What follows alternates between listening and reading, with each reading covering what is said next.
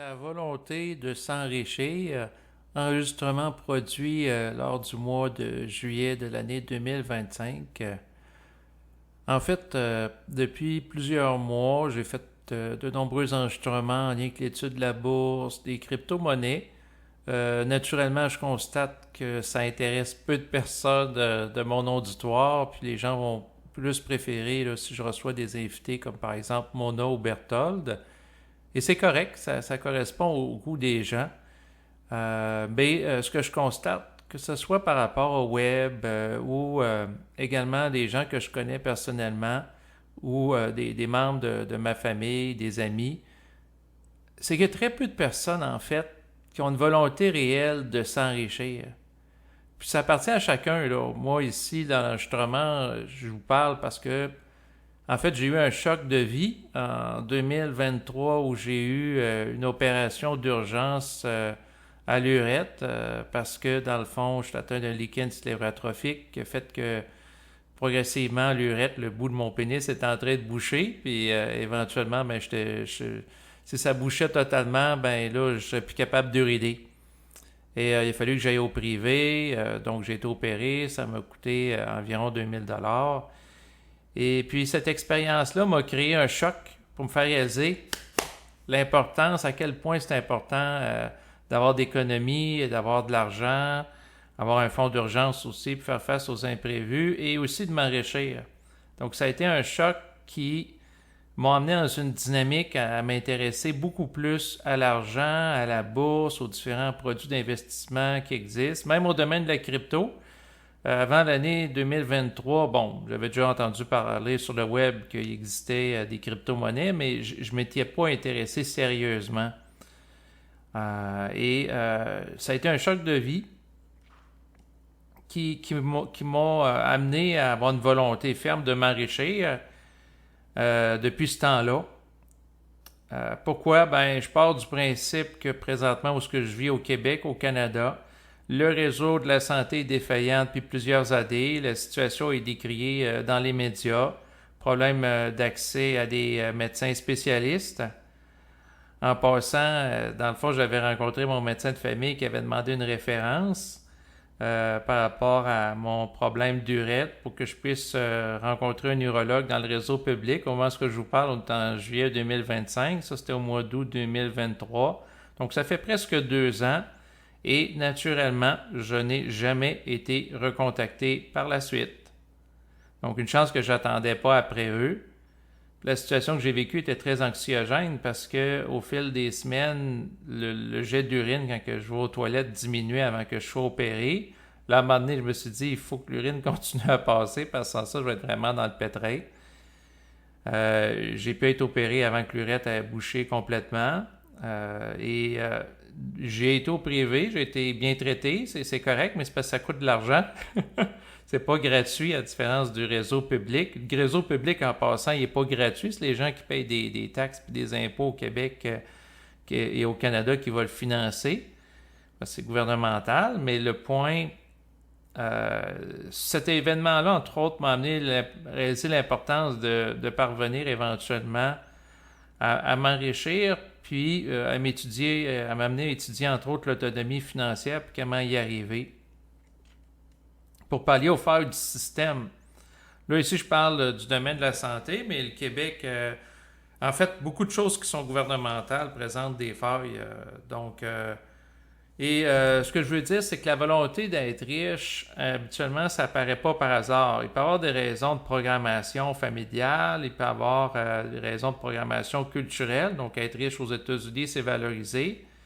Tandis qu'au Québec, quelqu'un qui est riche peut être vu d'une manière suspecte parce que à cause de la religion catholique, nos antécédents religieux, bien que les gens ne soient plus pratiquants ici essentiellement, donc les gens vont plus nécessairement à messe tous les dimanches, mais toutes les personnes qui ont été colonisées psychiquement par le catholicisme, puis de l'idée que d'être riche c'est pas beau, puis qu'il faut il faut faire vœu de pauvreté, puis le royaume des cieux appartient à ceux qui, dans le fond, ne seront pas encombrés de richesses, puis ce genre de choses-là, ben, c'est ça que ça crée une société où la richesse n'est pas aussi bien vue qu'aux États-Unis, puis la réussite sociale, c'est vraiment pas la même mentalité.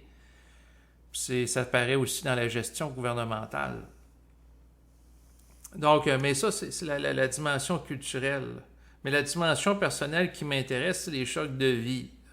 Donc, sinon, lors de l'année passée, en 2024, j'en ai pas parlé dans des enregistrements, mais dans le fond, par rapport à ma fille, on avait, dans le fond, on avait trouvé un service de garde. Et puis, qu'est-ce qui est arrivé? C'est que la personne responsable du service de garde, dans le fond, bon, notre fille commençait à fréquenter, ma compagne et moi, le service de garde, puis une série de semaines. Et puis, à un moment donné, il y a eu une inspectrice du gouvernement qui est venue, qui a fait une enquête et qui a fermé, je ris, mais c'est vraiment pas drôle, là, le service de garde. Et avant que ça soit fermé, bon, on discutait avec des personnes, les gens vont dire, ben, au Québec, voyons donc, il manque au-dessus de 30 000 places en service de garde. Ils sont quand même pas assez stupides pour fermer un service de garde, surtout que de manière apparente, il n'y avait rien de dangereux. Tu sais, c'est pas comme, mettons, le service de garde. Il y en a un que j'avais visité pour ma fille, puis c'était, bon, dans un sous-sol où il n'y avait même pas de rampe d'escalier. Fait que c'est sûr que si l'enfant tombe de l'escalier, il peut se blesser en descendant du premier étage au sous-sol. Il y a des choses évidentes. Puis le service de garde que je parle, il n'y avait aucun problème de type évident. D'ailleurs, j'ignore toujours pourquoi il a été fermé. Mais bref, il a été fermé. Et c'est sûr que ici au Québec, tout ce qui est gouvernemental, que ce soit le réseau de la santé, le réseau des services de garde, est problématique. Donc, s'il y a des gens qui m'écoutent, qui sont en Europe, là, puis qui voient le Québec comme une espèce de nouvel Eldorado, où les gens ont un bon niveau de vie, tout va bien, c'est pas tout à fait vrai. Il y a le problème aussi à l'accès à l'habitation, au logement, qui est un autre enjeu. Mais bref, pour ce qui est du service de garde, je vais continuer avec mon histoire. C'est que, bon, les gens de mon environnement ont dit, voyons donc, ça a été inspecté, voyons donc, l'inspectrice osera quand même pas fermer le service de garde, il en manque au Québec. Mais qu'est-ce qui est arrivé? C'est qu'ils l'ont fermé. Puis on l'a appris quelques jours avant. Moi, ma compagne pouvait prendre un congé sans solde par rapport à son travail, chose qu'elle a faite. Mais si elle n'avait pas eu cette opportunité-là, parce qu'elle était retournée au travail, notre fille en service de garde, elle aurait perdu son travail. Moi, personnellement, j'ai rencontré des gens ici au Québec, des femmes, en fait, qui ne travaillent pas. Non pas qu'elles ne veulent pas travailler ou qui n'étudient pas, mais c'est parce qu'ils n'ont pas accès à de service de garde, puis sont bloqués. C'est à ce point-là. Donc là, je suis content dans un sens parce que j'ai un seul enfant, on a un service de garde, mais les places en CPE, c'est-à-dire les places en service de garde à coût modique qui ont été développées par le gouvernement, c'est très rare que les gens y ont accès, là. Une très faible minorité de la population a accès à ça. On peut mettre notre nom sur notre liste, chose qu'on a faite il y a plusieurs années. Ma fille est rendue à peu près à 2 ans et demi, au moment que je vous parle. Et on a été contacté, oui, par rapport à un centre de petite enfance pour une place, mais c'était à temps partiel, c'était pas à temps plein. Avoir accès à une place à temps plein en CPE, il y en a qui se font pas appeler, ou comme en faisait caricature un animateur radio, l'enfant est rendu à 6 ans, il est rendu au primaire, puis là, il se fait appeler pour une place en service de garde, mais il est trop tard à cause des délais d'attente qui sont très importants vu que c'est très en demande. Tout ça pour dire quoi? C'est parce que ça prend de l'argent pour compenser par rapport à tout. Comme l'éducatrice que j'ai en service de garde, elle, à la fin du mois de septembre, pendant 6 semaines, elle va être en période de repos parce qu'elle va être opérée. Et puis, dans le fond, pendant cette période-là, c'est parce que, comme je vous expliquais, on n'a pas eu accès à un service de garde de CPE. Là, on a un service de garde en milieu familial depuis plusieurs mois. Ça va très bien. L'éducatrice est gentille. Ça a une dimension humaine. Des fois, c'est ce que les gens en CPE se font rapprocher que c'est très strict par rapport aux heures pour la sieste, les heures des repas. Là, c'est plus adapté au rythme de l'enfant. Ma fille a l'air heureuse. OK.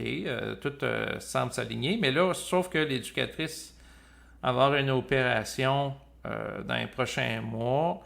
par rapport à l'un de ses seins, puis ensuite elle va être en période de repos, puis pour pas que ça s'infecte, il ne faut pas qu'elle se penche à répétition, elle prenne les enfants ou elle bouge pour diminuer le risque d'infection. Fait que là, il va falloir qu'on compense par rapport au fait que, dans le fond, elle ne pourra pas s'occuper du service de garde. Donc, il a fallu qu'on s'organise avec une voisine, manquer des jours de travail. Une voisine est prévue garder notre fille 3 jours par semaine.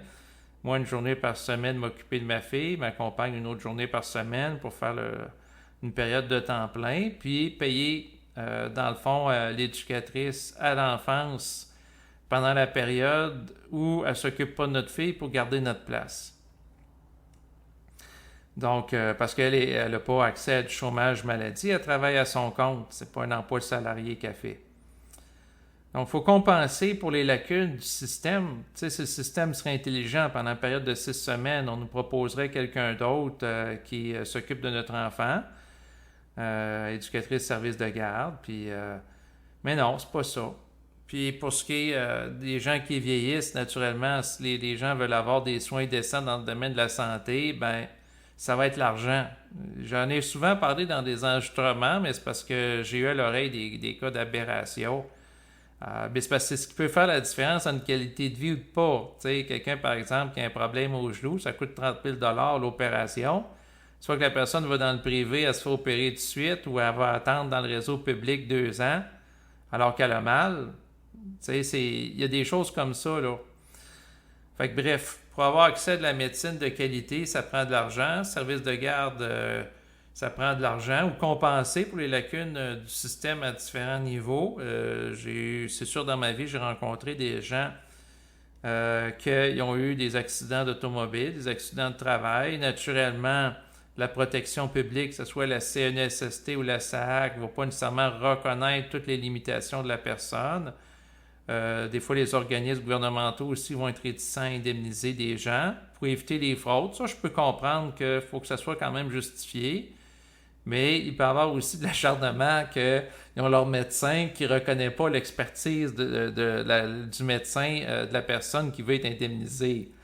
Donc, le médecin, par exemple, la CNSST va reconnaître, je ne sais pas, moi, le 2/3 des limitations, puis l'autre médecin, le médecin de famille, la personne dit non, il y a plus de limitations que ça. Puis là, il y a une guerre de chiffres parce que la personne veut aller chercher plus d'argent pour ses indemnités. Mais si c'est vrai qu'elle a autant de limitations qu'elle dit, elle devrait être reconnue à la juste hauteur de ses limitations. Moi, au moment où je vous parle, dans le fond, ce qui me donne la volonté, entre autres, de m'enrichir, c'est de réaliser toutes les lacunes du système, toutes les laisser pour compte par rapport aux systèmes sociaux. Dans le sens que le Québec, si je regarde notre façon qu'est gérée notre société, c'est très mal géré sur plusieurs points. Comme par exemple, on va parler de la pénurie de logements, la pénurie d'accès à l'habitation à des coûts abordables, mais les délais pour qu'un entrepreneur ait accès à une autorisation pour construire des immeubles à logement ou à condominium, ça peut être depuis plusieurs mois à Montréal.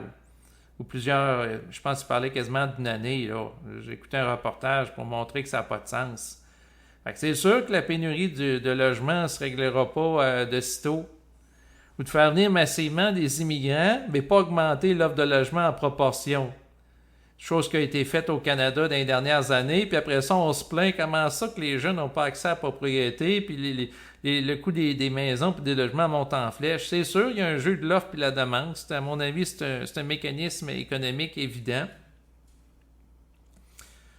Donc, moi, ma compréhension des choses au fil du temps par rapport à la question de l'enrichissement ou de l'indépendance financière, pour s'engager sur ces voies-là, puis que la personne s'engage réellement, il faut qu'elle ait souffert de quelque chose.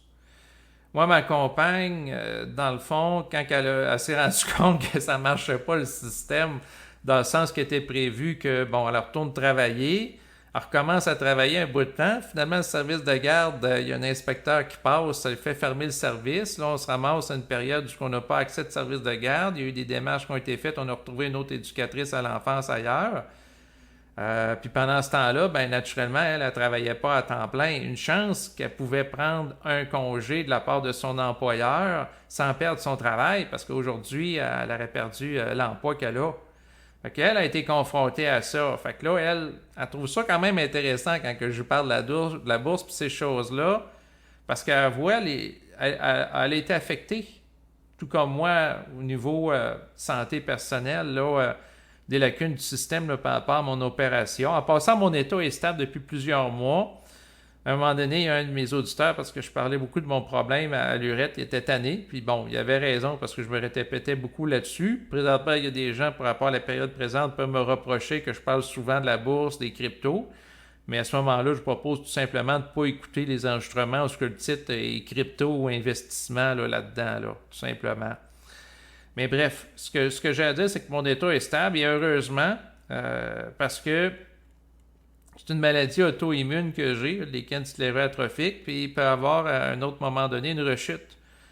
Mais ça m'a fait réfléchir, ça m'a créé un choc, comme je le disais tantôt, qui m'a amené à m'investir dans l'investissement. Puis je vous dirais, parce que l'année passée, j'ai ouvert un compte de gestion autonome sur Disney, puis je regardais mon résultat de rendement. J'ai fait 27,62% de rendement, alors que pendant la même période, pour un an, le Nasdaq a fait 15,70% de rendement. Donc, le Nasdaq se rapporte aux 100 plus grandes entreprises dans le domaine de la technologie. Donc, je peux dire que, sans équivoque, que j'ai surperformé le marché. Si j'aurais eu 15,70 ou moins, la gestion que je fais dans le fond, en prenant plusieurs titres, en achetant à certains moments plutôt que d'autres, j'ai été obligé d'admettre humblement que le rendement est moindre que le marché, mais présentement, je suis en zone de surperformance. Fait que je suis content. Ça me confirme objectivement à travers ce critère-là, donc mon état financier, que ça fonctionne finalement, ce que je fais. Il faut que je sois humble. Puis la même chose pour les prochains mois. Donc, c'est sûr que quelqu'un peut dire, je vais faire avec un conseiller financier, mais c'est tout le temps de voir est-ce que les placements du conseiller financier vont battre ou pas l'indice. Si quelqu'un fait affaire avec un conseiller puis ça coûte des frais élevés, style de 2 à 2,5% de frais de gestion, puis la personne se ramasse à avoir moins que 15,70% de rendement pendant son année, alors qu'elle pourrait prendre un ETF, un fonds négocié en bourse comme XQQ, qui va donner à peu près ce rendement-là avec des frais de 0,40 au lieu de 2% ou 2,50. Mais là, à ce moment-là, il dépense pour un conseiller financier qui ne bat pas l'indice. Fait que c'est moins intéressant sur le plan financier pour s'enrichir. C'est moins payant, là. Et c'est tout le temps de voir aussi c'est quoi les objectifs de la personne. Mais ce que je constate aussi, c'est que, puis ça c'est une question qui est très dure puis lourde, c'est qui veut vraiment s'enrichir ou améliorer sa situation financière. Parce que ce que je dois dire, c'est à part des gens qui souffrent d'une difficulté financière ou qui sont préprogrammés d'une manière lourde pour s'enrichir par conditionnement parental sévère ou aigu, quelqu'un qui vient d'un milieu de comptable où ce que la finance est valorisée, je vous dirais, ou astrologique. Moi, c'est pas pire, j'ai une programmation astrologique qui m'avantage au niveau de la finance parce que je suis un Verseau de type capricornien plutôt qu'uranien, donc je suis plus proche de la planète Saturne qu'Uranus. Uranus, c'est les gens du signe en astrologie du Verseau qui sont foufous. Dans le sens que c'est des gens qui vont friser entre la folie et le génie, là. Ils sont originales, etc. Tandis que Capricornien, c'est plus sévère, c'est plus austère, c'est plus discipliné, c'est l'esprit de calcul. C'est lié à Saturne, qui est la planète des retraites. Puis ce genre de choses-là. Fait que moi, je suis plus dans l'austérité. Je comprends que j'ai pas nécessairement beaucoup de visionnement parce que j'ai pas une personnalité aussi flamboyante que certaines personnalités publiques. Je vais prôner des valeurs très conservatrices, comme par exemple l'importance de l'argent, du patrimoine. Je parle souvent de ça à ma compagne, que c'est important d'avoir une marge de manœuvre sur le plan financier, qu'on ne peut pas compter sur le réseau public, même le réseau des retraites. Donc, je suis curieux de voir ce qui va arriver quand je vais être à l'âge des retraites. J'ai 44 ans. Disons, dans 30 ans. Même chose pour les gens en France. Sachant le taux d'endettement de la France en particulier, parce que j'écoute beaucoup du monde dans le domaine de la finance aussi, en plus du Québec, là, en Europe. Ben, vous allez être dans le pétrin. Là, probablement que le gouvernement ne sera pas capable de payer, comme le Régie des rentes du Québec, à chaque fois que les gens travaillent, il y a une partie du salaire ici au Québec qui est prélevée dans l'optique que ça l'aille pour la retraite par la suite. Mais si les gens se fient là-dessus aveuglement, qu'ils vont avoir l'argent qu'ils ont cotisé pendant plusieurs années au moment où ils vont être rendus à la retraite, j'ai des sérieux doutes. Pourquoi? Ben parce qu'on est mal géré ici au Québec, puis probablement qu'il va falloir compenser, un peu comme moi quand j'ai compensé dans le domaine de la santé, puis de voir aussi, c'est bien beau la régie des rentes, mais est-ce que la personne est capable de vivre dignement, décemment avec cet argent-là, ou en réalité, il faut qu'elle ait d'autres argent pour compenser? Et moi, je suis de l'avis que déjà, présentement, ça en prend d'autres. Puis, avec l'endettement massif qui a cours, moi, j'ai l'impression qu'à un moment donné, ça va crier, entre autres, peut-être plus en Europe, puis la France en particulier, avant le Québec, là, par rapport au taux d'endettement. Il y aura sans doute des Français qui vont descendre dans la rue parce que c'est mal géré, eux autres aussi. Et puis, eux autres sont plus dans les revendications sociales qu'ici au Québec. Là. Mais tout ça pour dire quoi? En fait, ce que je vous dirais, c'est que je suis arrivé à un point parce que, bon, je commence à faire en fait, ça fait à peu près un an que je fais de la gestion active de portefeuille. J'avais commencé en juillet 2025 et 2024, pardon, l'année passée. Cette année, on est rendu en 2025. Puis je réalise qu'il y a des gens que j'ai parlé à ça qui peuvent s'enrichir davantage. Je pense entre autres à une personne de mon environnement. Dans le fond, ça ne l'intéresse pas autant que moi, puis c'est correct. Par contre, j'y ai dit, plains-toi pas que le coût de la vie, ça coûte cher, puis les assurances coûtent cher, puis la nourriture. Parce que là, moi, je connais des informations qui peuvent t'aider à t'en sortir dans le sens que quelqu'un qui investit, entre autres, dans des fonds négociés en bourse qui donnent des revenus passifs, ça va être au-delà de l'inflation. Des choses très simples comme d'investir dans l'SP500, Nasdaq 100. Bon, si le Nasdaq 100, comme j'en parlais tantôt, donne 15,70, puis l'inflation est à peu près entre 2 et 3%, bon, ben, il y a une façon de protéger le capital contre l'inflation, la perte de valeur. Personne n'a pas besoin de faire des calculs complexes puis étudier d'une manière très détaillée et pointue le cycle du Bitcoin puis les autres crypto-monnaies, puis faire des pirouettes intellectuelles pour évaluer c'est quand le meilleur moment pour vendre puis acheter dans des marchés aussi spéculatifs. Non, non, la personne peut prendre des choses de manière relaxe là, en achetant des fonds négociés en bourse à toutes les semaines ou à chaque fois qu'il y a un peu d'argent de côté, puis avoir un très bon résultat en faisant zéro gestion active de portefeuille.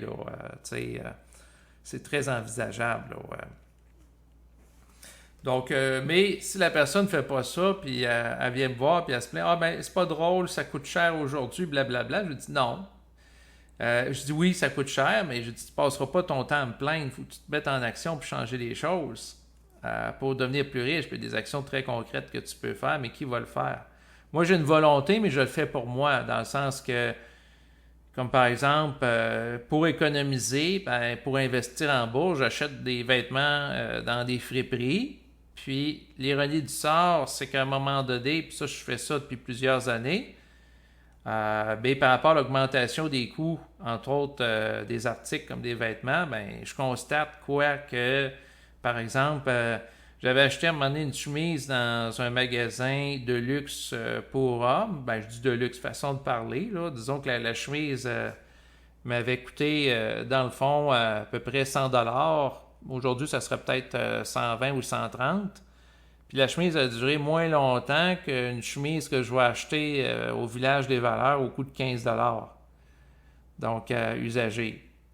Pourquoi? Ben, celle usagée, ben, elle a été lavée une couple de fois, donc elle a fait preuve d'une certaine durabilité, tandis que si on achète une chemise qui est neuve, dans certains cas, après un certain nombre de lavages, elle va se dégrader. Puis l'état de dégradation, ben, si la chemise a fait certains lavages, ben, on le voit si la qualité de la couleur se dégrade ou du tissu. Tandis que l'autre qui est neuf, l'expérience liée au lavage n'a pas été faite. Il y a des choses qui peuvent être très simples, qui peuvent être faites, comme pas manger au restaurant, parce que ça coûte cher. Se préparer soi-même des lunchs lorsqu'on a à se déplacer. Ensuite, user les vêtements à la corde. Quelqu'un qui est chez eux, puis il y a des bas troués ou des pantalons qui sont troués, mais qui ne portent pas à l'extérieur, ça évite d'user les vêtements neufs.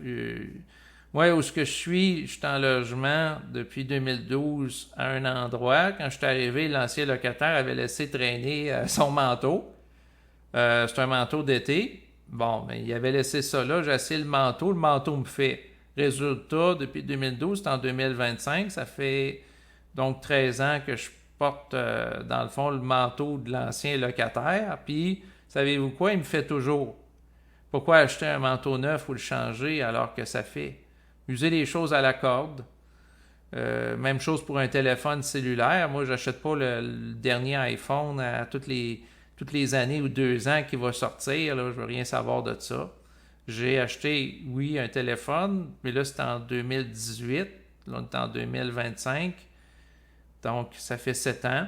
Puis, quand le téléphone sera vraiment plus fonctionnel, ben là, je vais m'en départir, mais pour l'instant, il est encore utile. Donc, je l'use à la corde.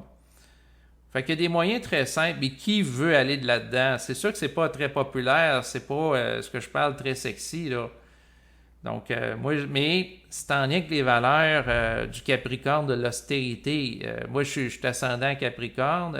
Moi, je suis Verseau, mais je suis ascendant Balance, mais Verseau Capricornien, pardon. Fait que, il y a sans doute des gens qui ont des valeurs plus conservatrices qui risquent de rentrer en résonance avec moi. Donc, c'est correct. Il y en a d'autres pas du tout. On va dire, ben non, tu t'empêches de vivre puis tout ça. Ouais, mais est-ce que vivre, c'est surconsommer?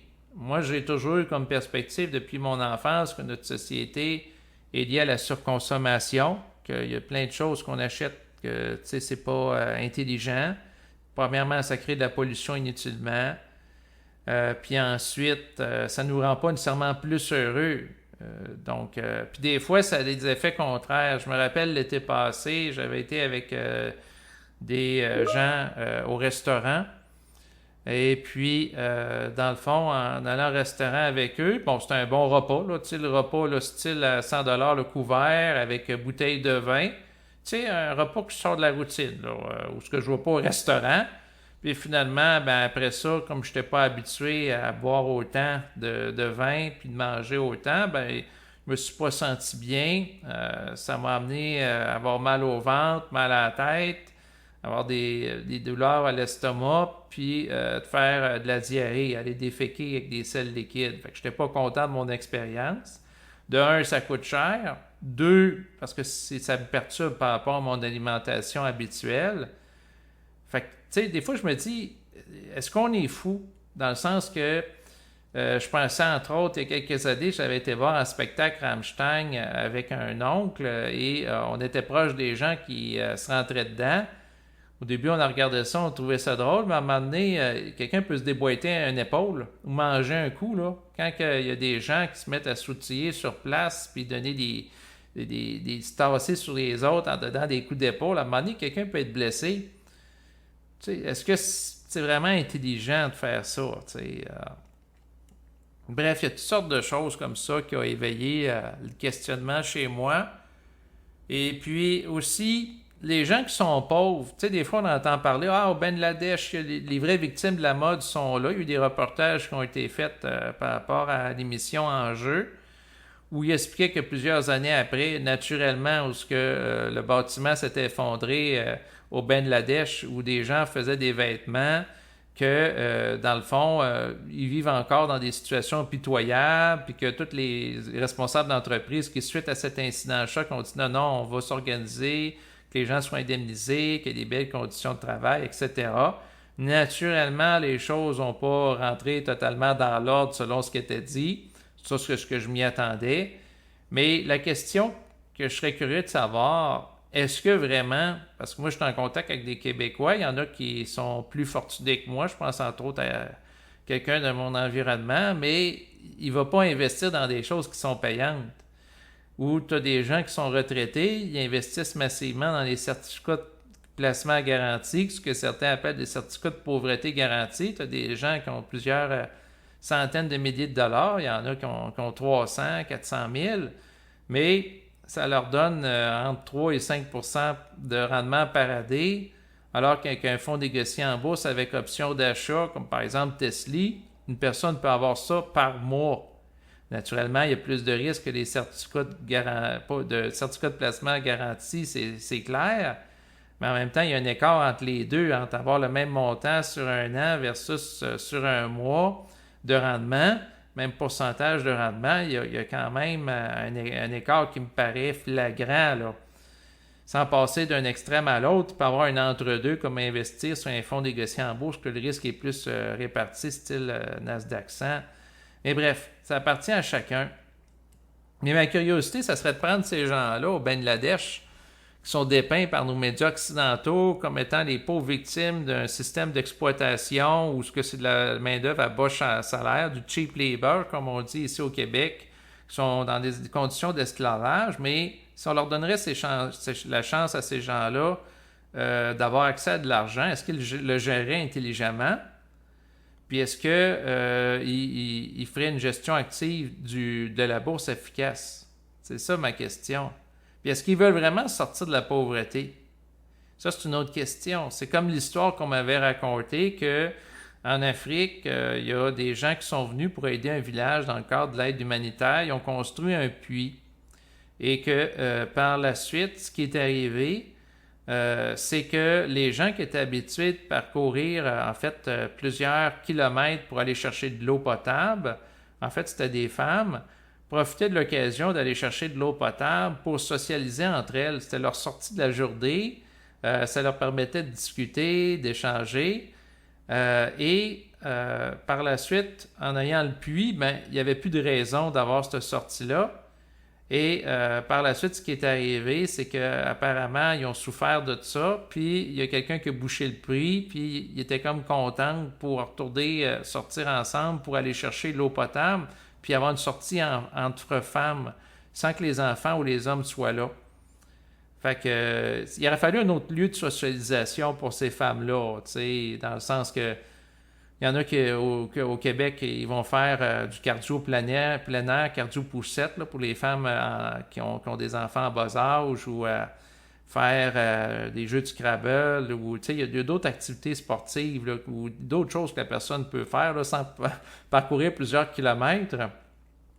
Mais de la perspective d'un occidental qui aime la technologie, ils vont dire ça n'a pas de bon sens, il faut qu'il y ait accès à l'eau potable directement chez eux à partir d'un puits ou du robinet. Ils ne peuvent pas parcourir plusieurs kilomètres pour y avoir accès. Ça, c'est notre perspective. Mais de leur perspective, peut-être c'est plus agréable de socialiser en parcourant ces kilomètres-là que de rester tout seul chez soi devant la TV l'essentiel de la journée ou être dans de l'isolement. Fait qu'il y a toujours plusieurs choses à prendre en considération. Donc, puis là, c'est sûr qu'il faut faire preuve d'une perspective qui nous décentre sur le plan culturel pour ne pas être dans l'ethnocentrisme, pardon. Mais la question que je pose, puis que je me suis posée, puis c'est une question qui est lourde de responsabilité et de sens, c'est de savoir les gens qui sont décrits comme étant esclaves du système capitaliste, qui vont faire les emplois que les gens ne veulent pas faire au Canada, en France ou aux États-Unis, des emplois, là, entre autres dans l'industrie textile qui a été délocalisée dans des pays comme le Bangladesh, des emplois répétitifs à un certain niveau qu'on peut voir en tant qu'occidentaux comme étant aliénants. Est-ce que vraiment ces gens-là veulent faire autre chose? Ou est-ce que vraiment les gens veulent s'en sortir? Et c'est sûr qu'une partie, à mon avis, de notre élite financière, que ce soit au Canada, aux États-Unis, en France, qui a du mépris pour les gens qui sont pauvres en disant ils sont pauvres, mais ils ne veulent pas nécessairement s'en sortir. Donc, à ce moment-là, ça justifie leur situation d'exploitation. Je suis pas dans cette perspective-là, parce qu'il y a des gens qui sont pauvres qui veulent s'en sortir, puis il y a des gens qui sont pauvres et qui ne veulent pas s'en sortir. Et à mon avis, ce qui fait la différence entre les deux, c'est souvent le niveau de souffrance vécue lié à la pauvreté. Quelqu'un qui souffre parce qu'il n'a pas accès à un soin de santé qui est important pour lui, mais là, ça se peut qu'il s'engage réellement pour s'enrichir puis passer au-delà de sa morale qu'il avait. Moi, ce qui a changé chez moi depuis 2023, pour être honnête avec vous, la bourse avec le SP500, Nasdaq 100, donc avec les grandes entreprises américaines, je voyais ça comme étant quelque chose de pas beau. Il y a de l'exploitation. J'ai toujours une constatation que c'est lié à une forme d'exploitation aussi, parce qu'aux États-Unis, naturellement, il y a à peu près moins d'1% de la population qui possède l'essentiel des entreprises, puis un très grand déséquilibre entre le président, directeur général d'une entreprise, le PDG, le CEO, comme diraient les Américains, puis l'ouvrier au bas de l'échelle, puis au cours des décennies, l'écart s'est creusé. Dans le sens qu'à un moment donné, un responsable d'entreprise pouvait gagner 30 fois le salaire de celui-là qui est en bas, 50 fois, 100 fois, etc. L'écart se creuse et dans le fond, le système capitaliste, je le voyais quelque chose comme étant pas correct, il y a de l'exploitation.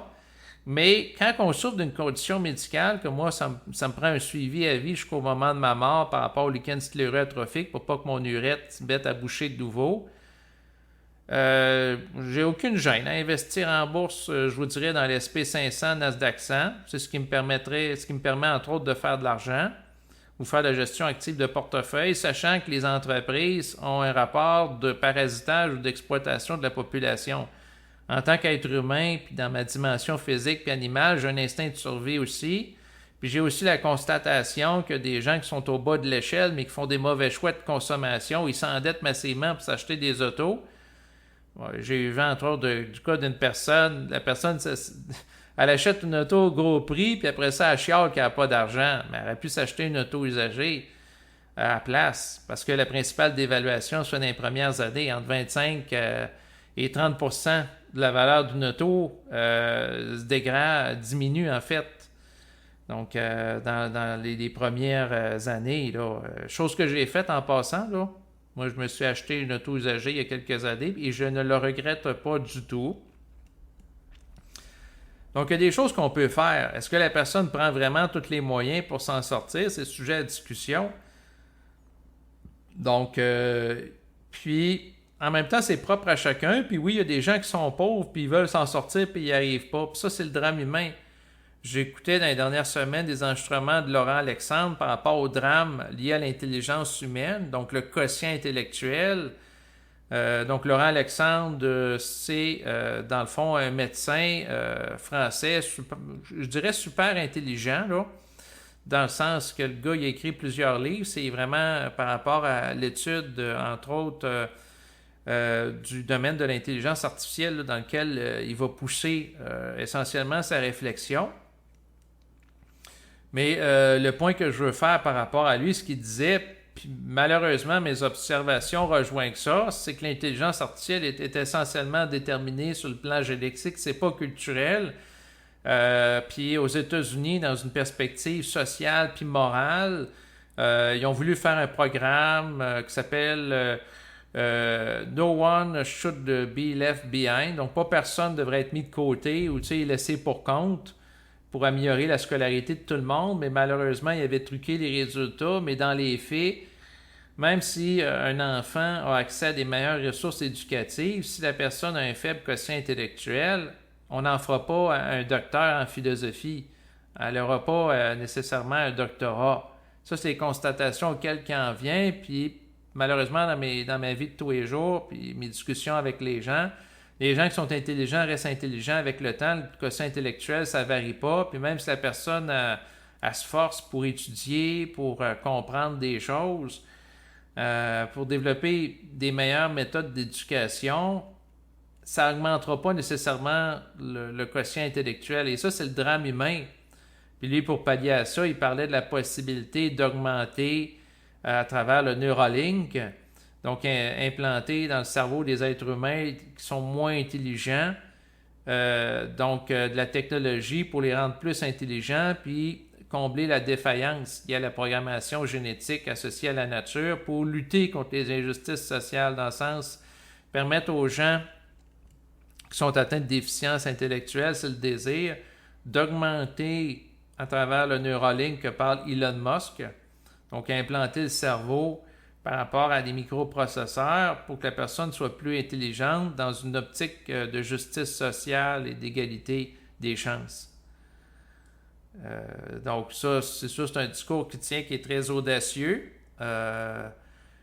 et que ça a des enjeux très lourds naturellement, mais ça éveille, comme on dit, le questionnement. Par rapport à ça, c'est ce que j'ai à dire. Mais le point, c'est qu'en effet, il y a des gens qui ne sont pas intelligents, qui ne peuvent pas devenir intelligents, puis c'est la faute de la programmation génétique. C'est très lourd de responsabilité et de conséquences. Puis il y a des gens qui sont pauvres, puis ils ne peuvent pas faire autrement que d'être pauvres parce qu'ils n'ont pas nécessairement l'intelligence pour réaliser un travail qui va leur donner plus d'argent. Fait que ça, c'est un autre drame humain. Mais c'est de voir par rapport au travail qui est peu rémunérateur, qu'est-ce qu'ils peuvent faire concrètement pour améliorer, dans le fond, leur situation financière, leur niveau de vie. Ça, c'est un autre sujet. Mais sinon, je voulais conclure cet enregistrement-là que je fais depuis tantôt. En fait, les constats que je fais dans les dernières semaines, les derniers mois, sont très pessimistes par rapport à l'ensemble de l'humanité. Parce que je constate qu'une poignée d'individus qui sont très riches, qui s'organisent pour se maintenir étant très riches, puis il y a une majorité des gens qui sont pauvres, puis c'est comme... il n'y aura pas nécessairement de changement social pour plus d'égalité là, dans des sociétés, je pense, comme les États-Unis. Ben, j'ai regardé ce qui s'est passé aux États-Unis récemment avec le Beautiful Bills. Donc, Donald Trump a donné des baisses d'impôts multinationales qui vont devenir encore plus riches. Oui, il est supposé avoir des baisses d'impôts aussi pour les gens de la classe moyenne ou les travailleurs. Mais encore là, si le niveau de vie augmente en lien avec la guerre des tarifs, ces gens-là vont être les premiers affectés. Quand il y a de l'inflation, ce qu'il faut comprendre, c'est que la personne qui a besoin d'un montant de base X pour fonctionner, bon, disons la personne vit au Québec puis elle a besoin au minimum pour fonctionner, son minimum vital, disons que c'est 2000 $ par mois, dont 1000 pièces pour le logement, le reste c'est la nourriture, puis les assurances, puis ce genre de choses-là. Bon, ben, si l'alimentation augmente, puis le coût du logement aussi, mais son salaire n'augmente pas à cause de l'inflation, puis elle n'a pas de plus de revenus, ben elle s'appauvrit.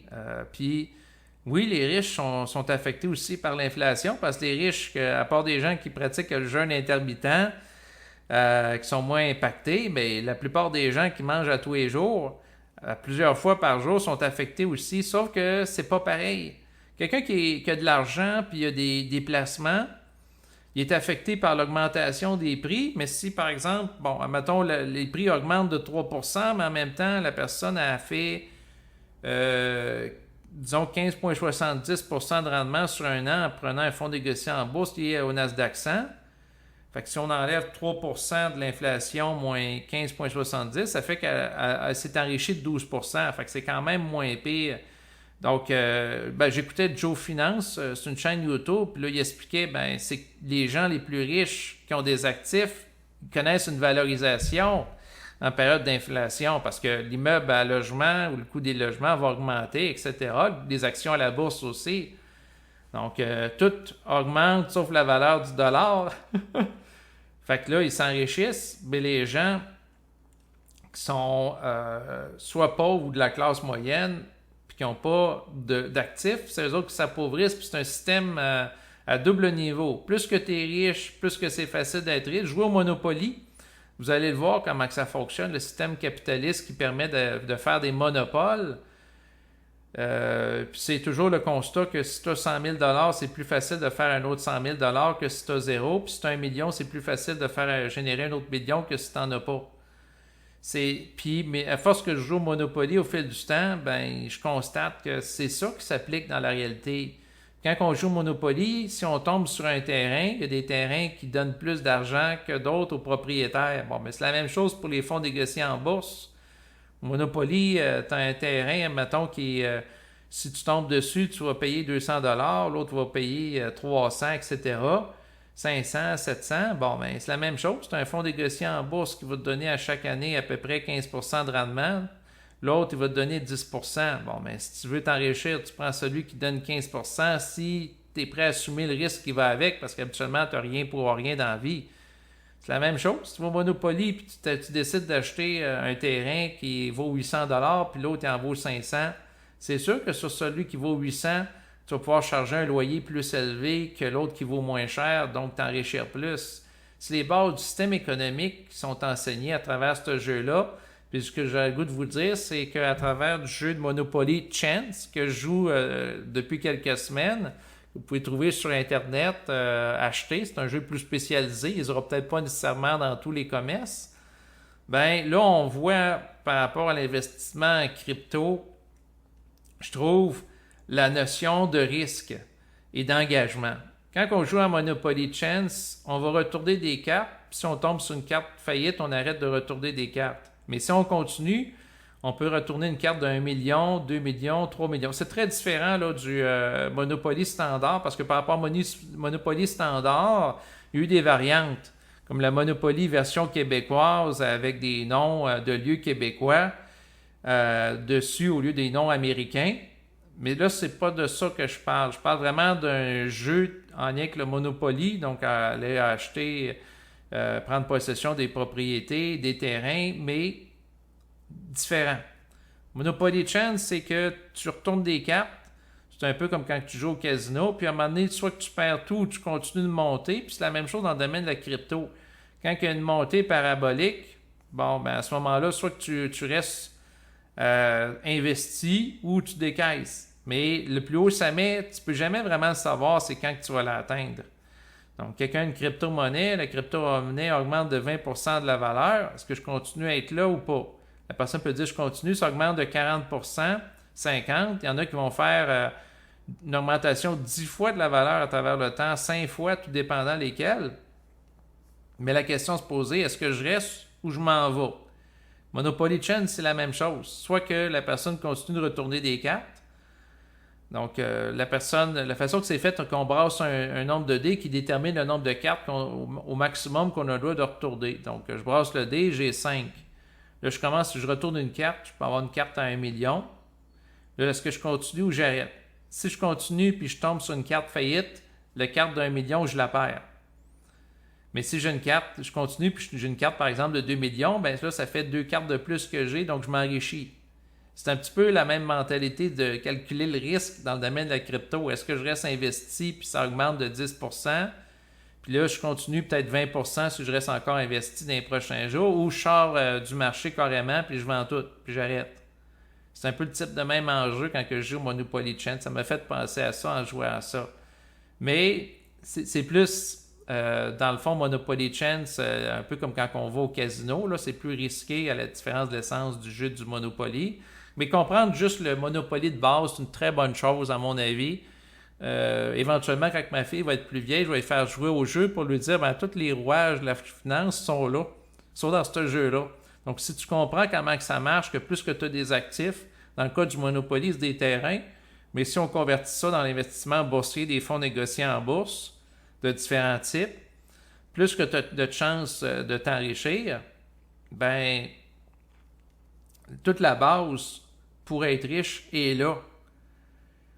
Donc, c'est une forme d'entraînement psychique là, à s'enrichir, à mon avis, de jouer au Monopoly.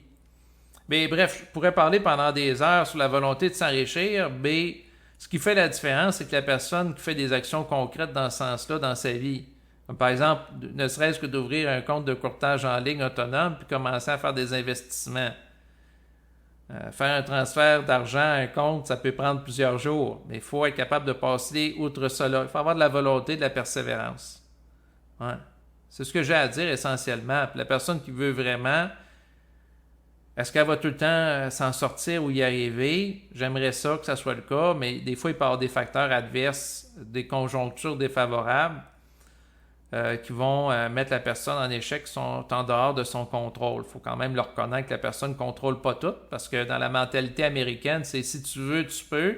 Ce qui fait que les riches peuvent dire, si la personne est pauvre, elle a juste arrêté d'être pauvre, puis faire un emploi qui va la rendre riche. Tu sais, quelqu'un peut... Mais c'est pas tout à fait ça dans la vraie vie.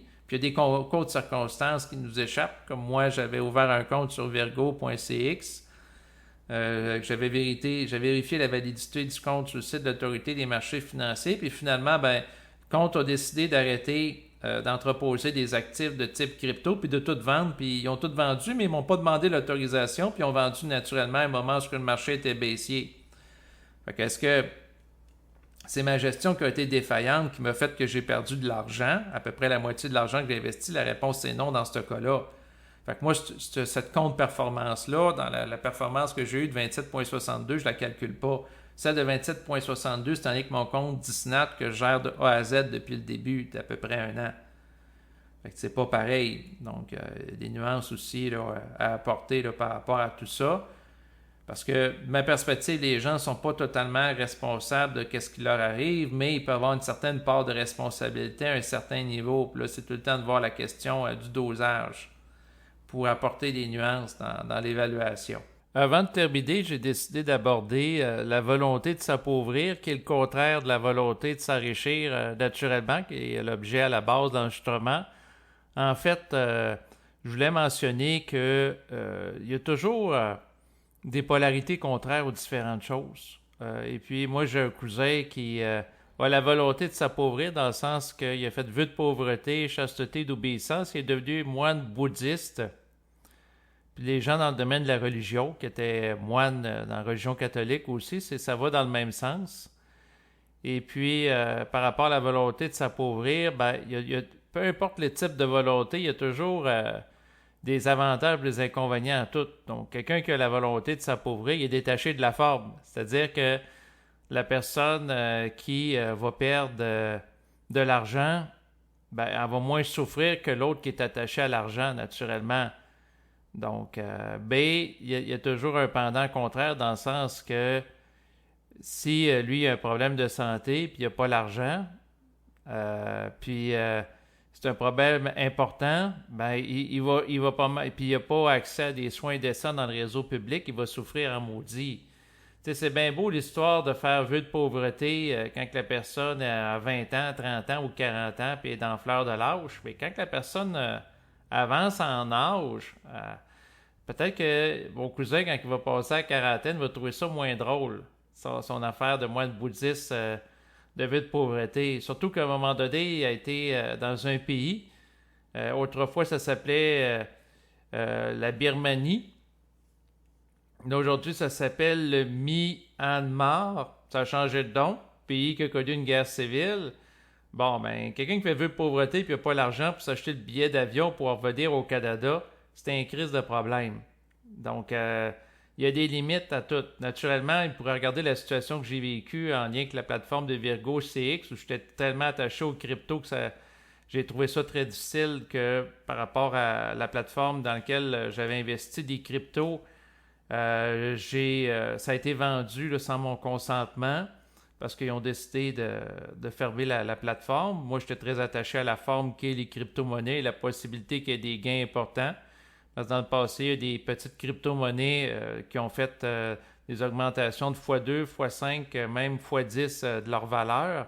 Donc, la possibilité de faire de l'argent rapidement. Donc, quelqu'un qui est détaché de la forme, puis il perd de l'argent, il n'en souffre pas trop, mais encore là, il y a toujours des... c'est ça qui est intéressant, c'est de regarder l'autre côté de la médaille. Puis les limites de tout. Parce que quelqu'un peut dire, oui, je suis détaché de la forme. Ouais, mais si la personne a un problème de santé qui amène d'avoir des douleurs chroniques, je ne sais pas à quel point la personne ne souffrira pas. Bref, c'était pour aborder ce sujet-là. Naturellement, quelqu'un qui vit juste pour l'argent et est obsédé par ça, c'est malsain. Mais quelqu'un qui ne veut rien savoir d'argent, puis à quelque part, il va en souffrir parce que il n'y aura pas la marge de manœuvre pour se payer des soins de santé décents ou certaines ressources qui lui permettent de fonctionner sur le plan physique. C'est une autre problématique aussi.